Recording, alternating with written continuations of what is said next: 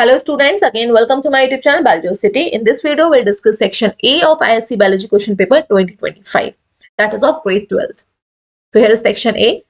It is of 20 marks, consists of question number 1 having many subparts. So here is first part of question number 1. A sports person quenched his thirst by drinking some tender coconut water. एक sport person है जिसको भी प्यास लगती है तो वो coconut water drink करता है. Name the part of the fruit. Fruit का वो पार्ट बताना है from where the liquid content is derived, जहां से लिक्विड कंटेंट मिल रहा है उसको. सो ये रिकॉल बेस्ड क्वेश्चन है. The answer of this question is free nuclear endosperm. जो एंडोस्पर्म होते हैं वो 3 टाइप्स के होते हैं, न्यूक्लियर, सेलुलर एंड हेलोबियर. तो फ्री न्यूक्लियर वाले में क्या होता है कि जो एंडोस्पर्म जो यहाँ पे ट्रिप्लॉइड होता है, पहली सेल डिवाइड होती है तो लगातार कंटिन्यूअसली डिवाइड तो हो रही होती है, साइटोप्लाज्म बढ़ रहा होता है, नंबर ऑफ न्यूक्लियस बढ़ रहे होते हैं, बट बीच में सेल वॉल का फॉर्मेशन नहीं होता और सेल वॉल रिजिड होती है जिसकी वजह से ये लिक्विड कंटेंट में रहता है. और सेलुलर वाले में क्या होता है कि लगातार सेल डिवाइड हो रही है और सेल वॉल भी बन रहा है तो वो सेलुलर होता है. और हेलोबियल वाले में क्या होता है कि पहला जो सेल डिविजन होता है वहां पे सेलुलर होता है, उसके बाद एक वाले साइड में लगातार फ्री न्यूक्लियर चल रहा होता है और एक में एक साइड पे सेलुलर चल रहा होता है, that is known as helobial endosperm. So इसका आंसर है फ्री न्यूक्लियर एंडोस्पर्म जो कि आपका कोकोनट वाटर है. Moving to next part. In a particular ecosystem, एक ecosystem है, there were 100 species at a given time. Sorry not 100, 1000 species at a given time. तो पहली बात तो ये क्वेश्चन में यहाँ पे 1000 स्पीसीज की प्लेस पे यहाँ पे होना चाहिए था 1000 इंडिविजुअल्स ऑफ अ स्पीसीज. एक स्पीसीज के 1000 इंडिविजुअल्स हैं. 1000 स्पीसीज का मतलब हो गया कि वो डिफरेंट 1000 स्पीसीज है. नेक्स्ट आगे क्या बोल रहा है, after 5 years 200 more species were added. Again after 5 years 200 more individual of species यहाँ पे होना चाहिए था. 200 more individual of species were added. तो 5 years के बाद टोटल उस स्पीसीज के कितने इंडिविजुअल हो गए, 200 और एड ऑन कर दिए तो 1200 हो गया. अब मैंने क्यों बोला यहाँ पे इंडिविजुअल मेंशन होना चाहिए, अगर आप लास्ट लाइन इसकी रीड करेंगे इस क्वेश्चन की तो क्या बोल रहा है, calculate the growth rate of the population. जो पॉपुलेशन होती है वो एक ही स्पीसीज की कंसीडर करते हैं और जहां पे हम बहुत सारे स्पीसीज को कंसीडर कर रहे हैं तो अब तो हम उस केस में उसके लिए वर्ड यूज करते हैं कम्युनिटी. तो यहाँ पे पॉपुलेशन बोल रहा है तो स्पीसीज से पहले यहाँ पे एक चीज मिसिंग है, individual. 1000 individual of a species होना चाहिए था. सो हम उसको कंसीडर करके जो क्वेश्चन है उसके अकॉर्डिंग ही आंसर कर देते हैं, बस इंडिविजुअल यहाँ पे मिसिंग था. तो इसका बहुत ही इजी आंसर है, क्या है, 1000 स्पीसीज थे पहले, अब कितने बढ़ गए 5 साल बाद 200, तो कितना हो गया 1200 हो गया. तो यहाँ पे जो ग्रोथ रेट है, अगर आप इसको ये भी लिख देंगे 200 इंडिविजुअल्स या फिर क्वेश्चन के अकॉर्डिंग स्पीसीज पर 5 years, तब भी आपका फुल जो आंसर है वो करेक्ट होगा, फुल मार्क्स मिलेंगे. नेक्स्ट परसेंटेज के टर्म्स में निकालेंगे तो क्या होगा आपका 200 नए बन रहे हैं तो 200 अपॉन 1000, टोटल पहले कितने थे 5 साल बाद कितने हुए, इनटू परसेंटेज में निकालने के लिए हमें 100 से मल्टीप्लाई करना होता है. तो कितना आ जाएगा आपका ये. तो सेकंड आप अगर 20% इंडिविजुअल्स पर 5 year लिखोगे तब भी आपका बिल्कुल करेक्ट आंसर होगा. आप कैलकुलेट भी कर सकते हो, यही 200 ही आएगा इंडिविजुअल्स. तो 200 इंडिविजुअल्स पर 5 year जो क्वेश्चन में दिया है बस इसको इस फॉर्म में लिख दोगे तब भी आपको 1 मार्क्स पूरा मिलेगा. 20% इंडिविजुअल पर 5 years लिखा है तब भी आपको मार्क्स पूरे मिलेंगे. और अगर आपने 20 को फिर से फर्दर आपने क्या किया, पर ईयर का निकाल लिया. अगर हम पर ईयर का भी निकाल लेंगे ग्रोथ रेट, आपका ग्रोथ रेट, और आपने क्या किया इसको 20/5 भी कर दिया और 4% individuals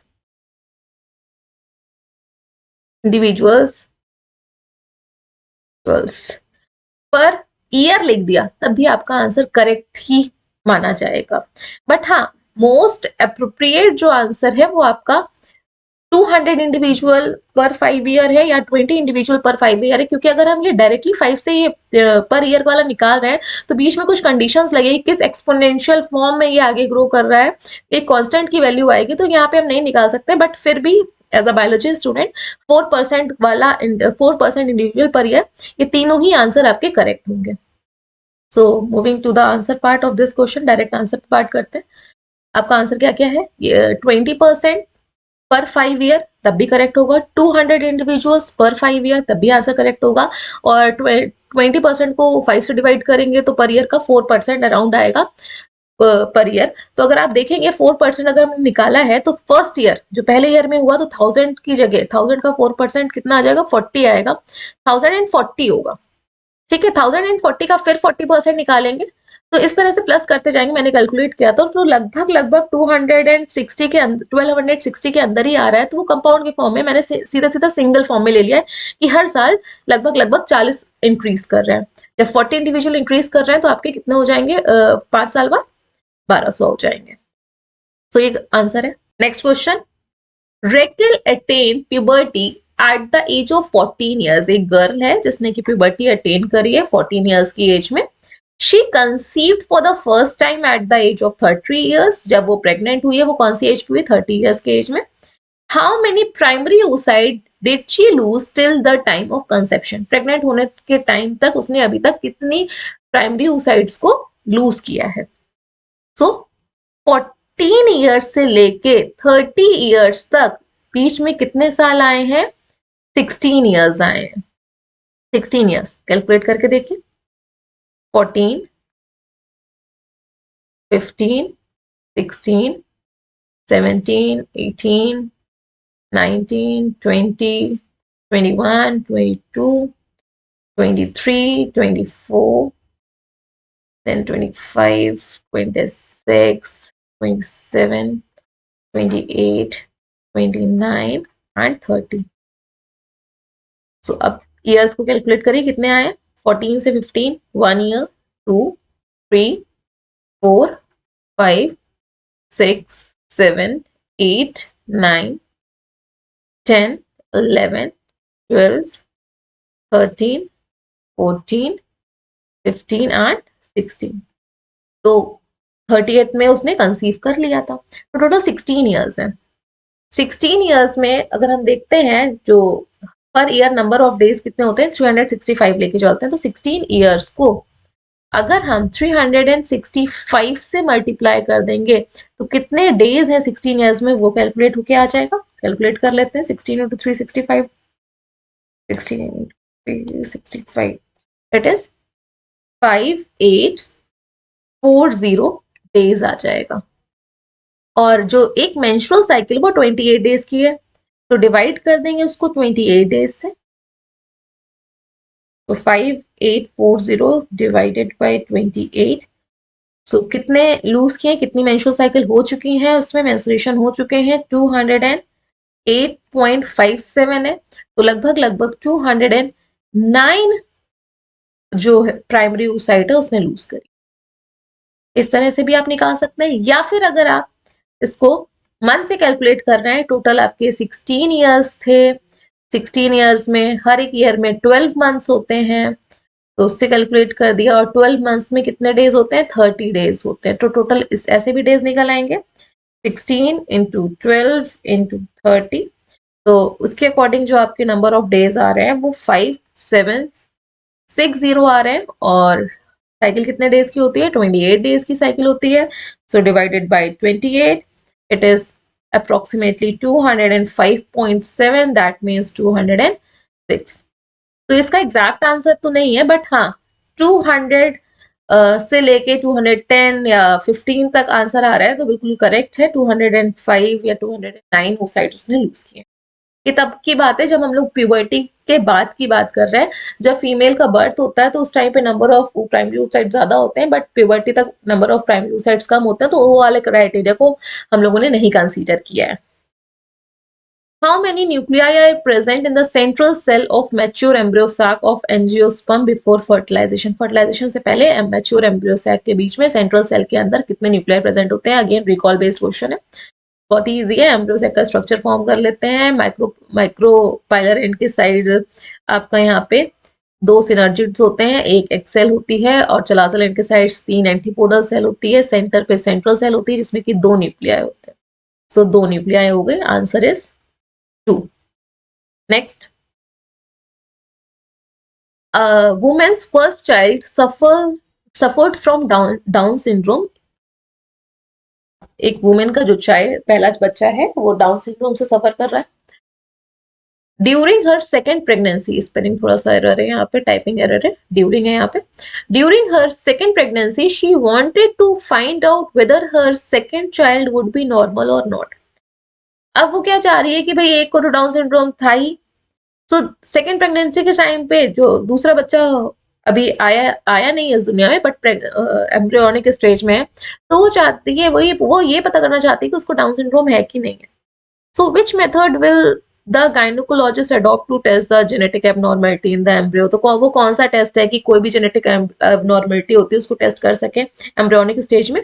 it is amniocentesis. Amniocentesis आपकी मेथड है। Next, derive a name for a restriction endonuclease। restriction endonuclease का नाम बताना है, which was extracted in 5th order from RY13 strain of E. coli।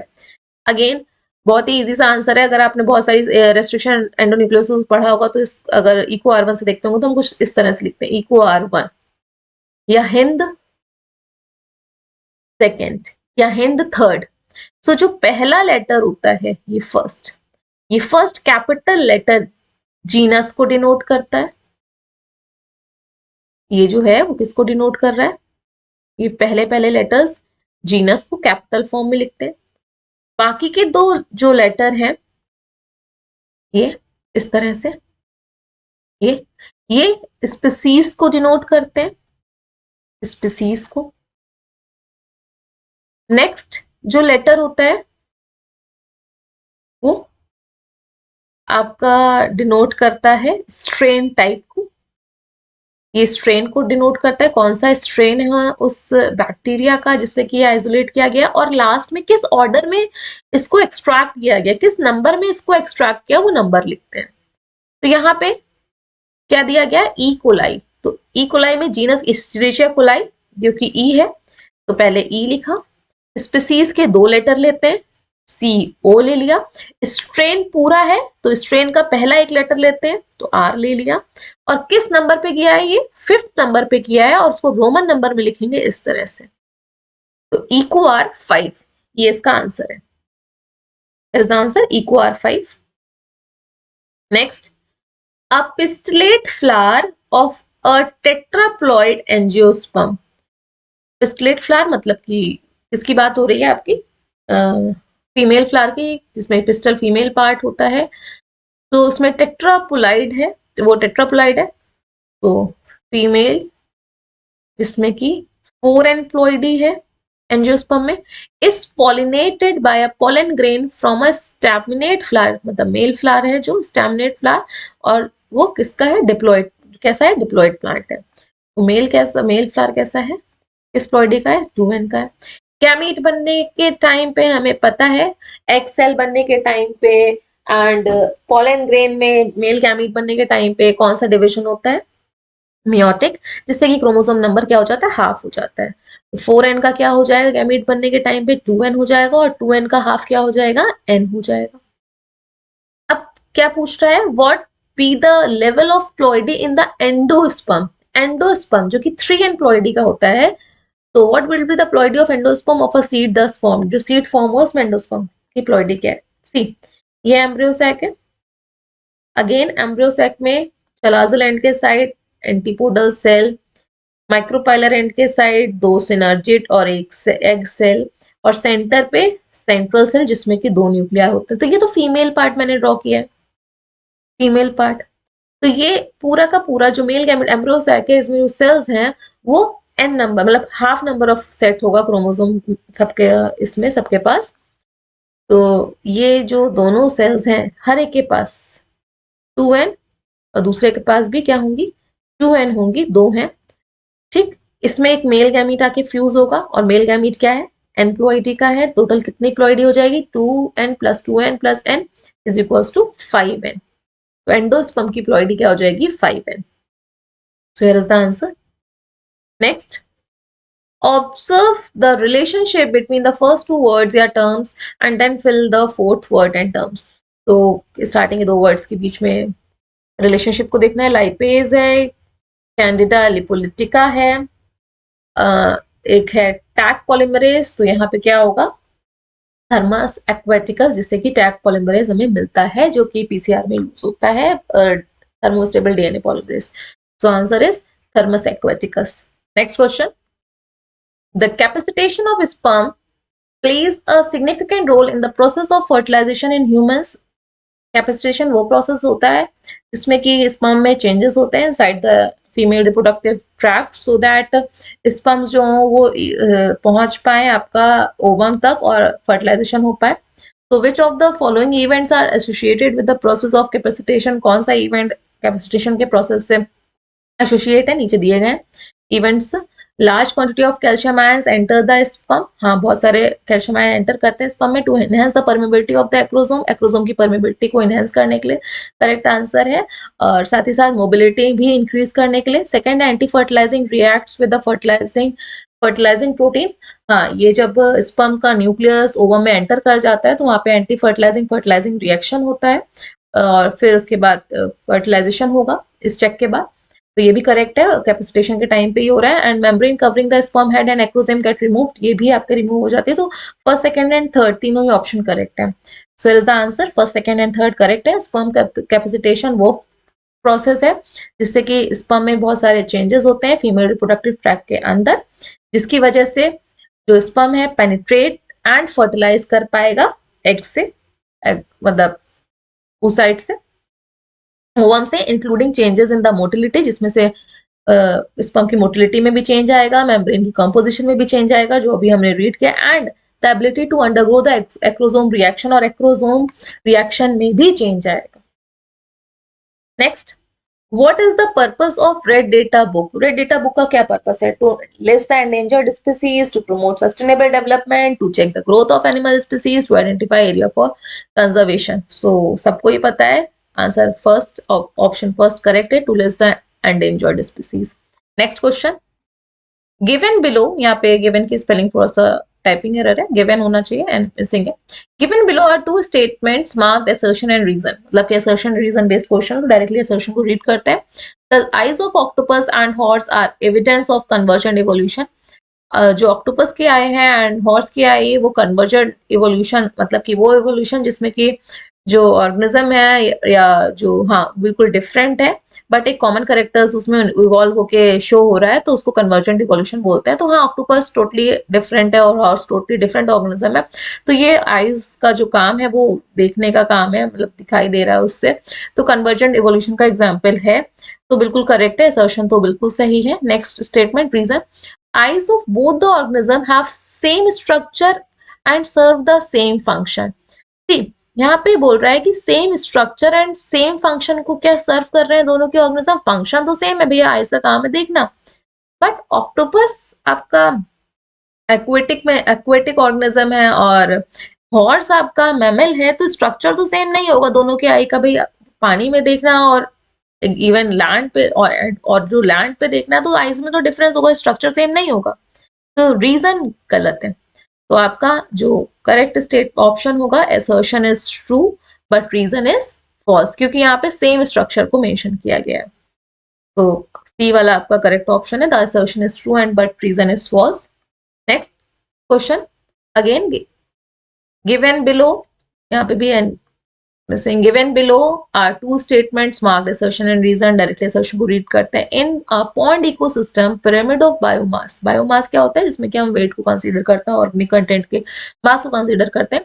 Shows a sharp decrease in the biomass at higher trophic level. जैसे जैसे हम pond ecosystem में ऊपर की तरफ बढ़ते हैं, हायर ट्रॉफिक लेवल की तरफ बढ़ते हैं, तो क्या वहाँ पे बायोमास में डिक्रीज होता है? तो मैंने यहाँ पे बायोमास का डायग्राम दे रखा है। प्रोड्यूसर्स फाइटोप्लैंक्टन, जो माइक्रोस्कोपिक स्ट्रक्चर्स होते हैं प्लांट लाइक, उनको फाइटोप्लैंक्टन्स बोलते हैं, उनका वेट बहुत कम होता है, फिर उसको छोटी मछली ने खाया, फिर उसको बड़ी मछली ने खाया, फिर उसको बड़ी मछली ने खाया। तो आप देख रहे होगे कि बायोमास तो ट्रॉफिक लेवल में ऊपर जा रहे हैं, हायर लेवल पे जा रहे हैं, तो बायोमास तो इंक्रीज कर रहा है। और यहाँ पे क्या बोल रहा है, बायोमास क्या हो रहा है, शार्प डिक्रीज हो रहा है। तो स्टेट असर्शन बिल्कुल गलत है। नेक्स्ट रीजन क्या दे रखा है, primary producers convert 10% of energy of sunlight into net primary productivity. No, जो प्रोड्यूसर्स होते हैं वो सन के सिर्फ 1% एनर्जी को यूज करते हैं, तो ये भी गलत है। और 10% एनर्जी अवेलेबल होती है दूसरे ट्रॉफिक लेवल के लिए। तो here correct option is both assertion and reason are false. So दोनों ही गलत है, assertion and reason. Next question, A forest has a GPP of 20,000 kilocalorie per meter square per year. तो क्वेश्चन में क्या दे रखा है, जीपीपी दे रखा गया है फॉरेस्ट का। ग्रॉस प्राइमरी प्रोडक्टिविटी, टोटल कितना प्रोडक्शन हो रहा है वहां पे, 20,000 kilo calorie per metre square per year. आगे बोल रहा है 40% of this energy is used for respiration. तो रेस्पिरेशन में कितनी एनर्जी यूज हो गई, रेस्पिरेशन में आपका हो गया 20,000 का 40%, तो इंटू 40% दिया गया, परसेंट को हटाने के लिए हमें 100 से डिवाइड करना पड़ता है। तो इसको ये करा, ये क्या, 2 4 8 और 8,000 किलो कैलोरी यूज हो गई। कौन से प्रोसेस में, रेस्पिरेशन की प्रोसेस में। आगे क्या बोल रहा है, calculate the amount of energy available at as NPP. NPP क्या होते हैं, नेट प्राइमरी प्रोडक्टिविटी, जितना उसने प्रोड्यूस किया, जितना खर्च हो गया, खर्च होने के बाद इतनी बची, उसको एनपीपी बोलते हैं। तो NPP is equals to GPP, जितना प्रोड्यूस हुआ था बट रेस्पिरेशन में लॉस हुआ होगा, एनर्जी चाहिए जीने के लिए, लाइफ प्रोसेसेस के लिए। सो यहाँ पे क्या है, 20,000 माइनस 8,000 किलो कैलोरी, यूनिट लिखना मत भूलिएगा, kilo calorie metre square per year. तो टोटल कितना आ जाएगा, 12,000 kilo calorie per metre square per year. There is the answer. NPP is equals to GP minus R, 20,000 minus 6,000, 12,000 kilocalorie per meter square per year. Next, Ryan used a synthetic hair dye to color his hair. Ryan ने synthetic dye को use किया अपने बालों colour करने के लिए। Within a day of die करने वाले दिन पे, उसी दिन में, एक दिन के अंदर ही red rashes appeared on his face causing constant itching. लगातार उसके फेस पे बहुत सारी इचिंग हो रही है। तो what condition do these symptoms indicate, बहुत ही इजी आंसर है इसका। तो इचिंग का क्या है, एलर्जिक रिएक्शन हो गई है। Next, answer the following questions. Name the scientist who considered as the father of Indian ecology, R Mishra. SSB का फुल फॉर्म, ये दोनों ही आपके सिलेबस के लास्ट में दिए गए कि आपको ये पढ़ने हैं। सो इसका आंसर है आपका सिंगल स्ट्रैंडेड बाइंडिंग प्रोटीन। यहाँ पे आंसर में स्पेलिंग गलत है, सिंगल स्ट्रैंड बाइंडिंग प्रोटीन, और here R Mishra. Next question, part 16 of question number 1। A transform bacterial cell contains a transgene. एक बैक्टीरियल सेल है जिसमें कि एक बाहर से जीन इंट्रोड्यूस किया गया है, जिसकी वजह से वो ट्रांसफॉर्म हो गई है। That can produce 1 molecule of protein x पर सेल। उसमें एक्स प्रोटीन का 1 मॉलिक्यूल पर सेल बनता है। This bacterium duplicates every 20 minutes. यहाँ पे बैक्टीरियम वर्ड दिया गया है। बैक्टीरियम वर्ड का मतलब है सिंगल बैक्टीरिया की बात हो रही है। वो बैक्टीरिया हर 20 मिनट्स में मल्टीप्लाई करता है। So it is cultured in a nutrient medium for 3 hours. 3 घंटे के लिए उसको कल्चर किया गया, सिंगल बैक्टीरिया को कल्चर किया गया है। इस पे ध्यान दीजिएगा। How many molecules of protein X will produced by the end of this culture? तो भाई एक सेल में एक ही प्रोटीन बन रहा है, तो जितनी नंबर ऑफ सेल बनेंगे उतने नंबर ऑफ प्रोटीन X बनेंगे। सो 1 आवर में अगर आप देखोगे तो उसको 20 मिनट्स में डिवाइड करोगे तो 20 मिनट्स एंड 20 मिनट, टोटल कितनी साइकिल कंप्लीट हो रही है डिवीजन की, 3 साइकिल कंप्लीट हो रही है। तो सेम मैनर में अगर 3 आवर्स की बात हो रही है, तो जब 1 आवर में 3 साइकिल कंप्लीट हो रही है, तो 3 आवर्स में कितनी होगी, 3 प्लस 3 टोटल कितनी हो जाएंगी, 9 साइकिल्स कंप्लीट होंगी। और एक सेल 2 में डिवाइड होती है, फिर वो फर्दर वो सेल फिर 2 में डिवाइड होती है। तो कितनी नंबर ऑफ सेल्स बनेंगी एन साइकिल्स के बाद, कितने नंबर ऑफ बैक्टीरिया के मॉलिक्यूल बनेंगे, उसको किस तरह से निकालेंगे हम लोग। एंड बैक्टीरिया की नंबर ऑफ सेल बोल दो, और हर एक सेल में एक ही एक प्रोटीन है तो नंबर ऑफ प्रोटीन मॉलिक्यूल बोल दो। नंबर ऑफ प्रोटीन मॉलिक्यूल, उसका फॉर्मूला सेम ही होगा, 2 to the power n। n यहाँ पे क्या शो कर रहा है, नंबर ऑफ साइकिल्स। तो नंबर ऑफ साइकिल्स कितनी है, 9 है। तो 2 को मल्टीप्लाई करेंगे, 2 into 2 into 2 into 2 into 2 into 2 into 2 2 into 2 कितने हो गए देखिए 9 हो गए 1 2 3 6 7 8 9 2 2 4 4 2 8 ये तीन के सेट ले लेते हैं 8 2 4 4 2 8 अगेन 8 into 8 फिर मल्टीप्लाई किया 8 8 64 64 into 8 64 into 8 512 आंसर कितना आ जाएगा 512 इसको थोड़ा सा और डिटेल में समझ लेते हैं इस क्वेश्चन को। अभी आपका एक सेल है 0 मिनट पे, एक सेल पहले से दी है, फिर 0 मिनट पे, फिर आफ्टर 20 मिनट्स कितनी सेल हो गई, एक से 2 में डिवाइड हो गई, फिर आफ्टर अगेन आफ्टर 20 मिनट्स फिर 3 में डिवाइड हो गई, फिर आफ्टर 20 मिनट्स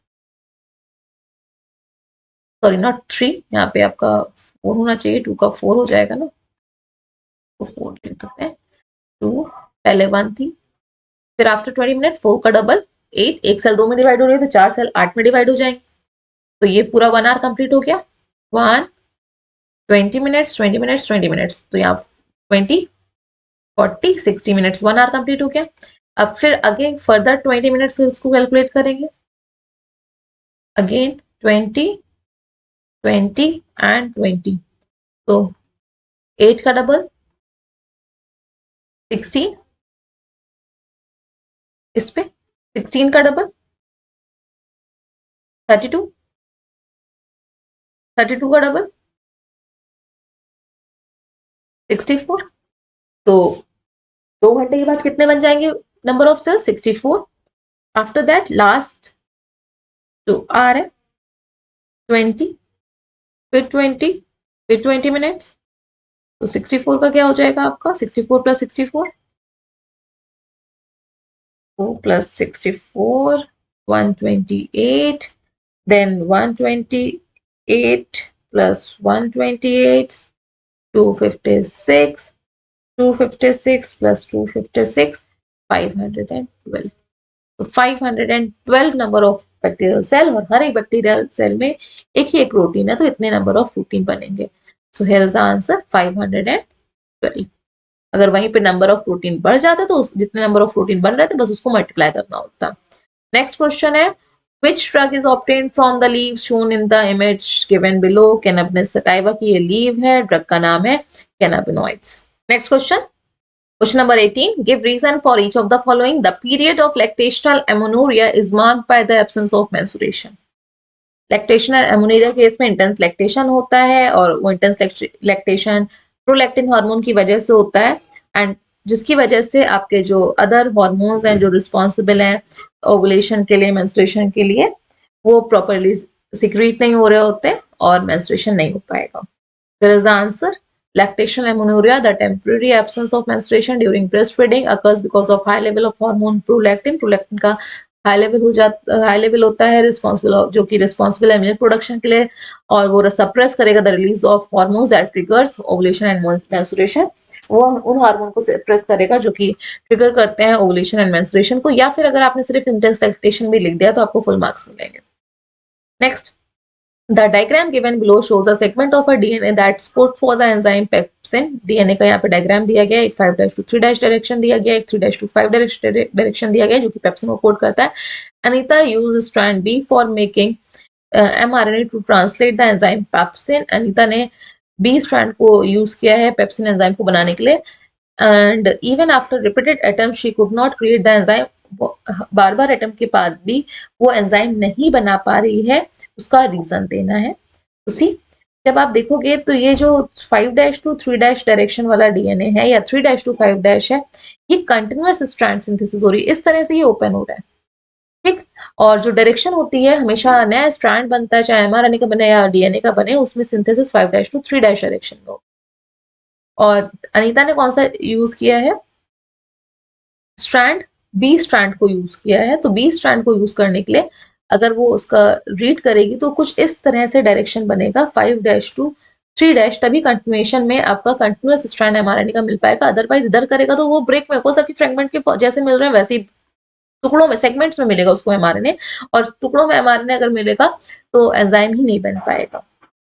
सो डायरेक्शन क्योंकि सिंथेसिस की 5' to 3' होती है और कंटिन्यूअस होनी चाहिए, तो जो रीड होगा स्ट्रैंड वो कौन सा रीड होगा, लीडिंग स्ट्रैंड रीड होगा 5' to 3' डायरेक्शन में ही, इस डायरेक्शन में ही एमआरएनए भी बनेगा। ये तो आपका दिया गया डीएनए का बनने का, इसी डायरेक्शन में आपका एमआरएनए भी बनेगा। So here is the answer. Template strand जो होता है, जो रीड हो रहा होता है 3' to 5' होता है, क्योंकि हमेशा सिंथेसिस किस डायरेक्शन होती है, 5 to 3 में होती है। 5 to 3 इसमें इस तरह डायरेक्शन में जाना पड़ेगा, क्योंकि एमआरएनए कंटिन्यूएशन में सिंथेसाइज होना चाहिए, ब्रेक में नहीं होना चाहिए। डीएनए तो छोटे छोटे पार्ट से बन जाएगा, बाद में जुड़ जाता है, लेकिन एमआरएनए कंटिन्यूएशन में होना चाहिए, और वो कंटिन्यूअस सिंथेसिस ऑफ एमआरएनए हमेशा लीडिंग स्ट्रैंड को टेम्पलेट मान के ही होगी, ये वाले इस तरह से 5' to 3' डायरेक्शन में, क्योंकि 3' एंड पे OH एंड होता है, जिससे कि न्यूक्लियोटाइड्स जुड़ते चले जाते हैं।